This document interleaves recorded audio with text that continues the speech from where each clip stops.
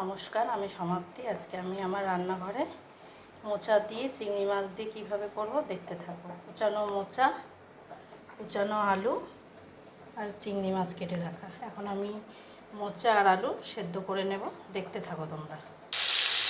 কড়াইয়ে সর্ষের তেল দিয়ে চিংড়ি মাছটাকে ভেজে নিলাম। কড়াইয়ের মধ্যে সর্ষের তেল দিয়ে সাদা জিরে ফোড়ন, শুকনো লঙ্কা, তেজপাতা দিয়ে আলুটাকে ভালো করে ভেজে নিচ্ছি। তারপরে যে আমি মোচাটাকে সেদ্ধ করে রেখেছিলাম সেই মোচাটাকে মিক্সিতে হালকা একটু ঘুরিয়ে নিয়েছি। এবার পেস্ট করে রাখা হালকা একটু ঘুরিয়ে নিয়েছিলাম মিক্সিতে মোচাটাকে। তারপর একে একে কড়াইয়ে মোচাটা দিয়ে দিলাম আলুর উপরে। তারপরে চিংড়ি মাছ ভাজাটা দিয়ে দিলাম। তারপরে একটু আদা রসুন বাটা পেস্ট, একটু পেঁয়াজ পেস্ট সব দিয়ে একটু লঙ্কার গুঁড়ো দিয়ে, গোটা কাঁচা লঙ্কা দিয়ে এবার নাড়াচাড়া দিয়ে ভালো করে কষিয়ে নেব। অবশেষে গরম মশলা দিয়ে নামিয়ে ফেললাম নাড়াচাড়া দিয়ে। এবার একদম রেডি মোচা দিয়ে চিংড়ি মাছ। গরম গরম ভাত দিয়ে সবাই খেয়ে বলবে কেমন হয়েছে।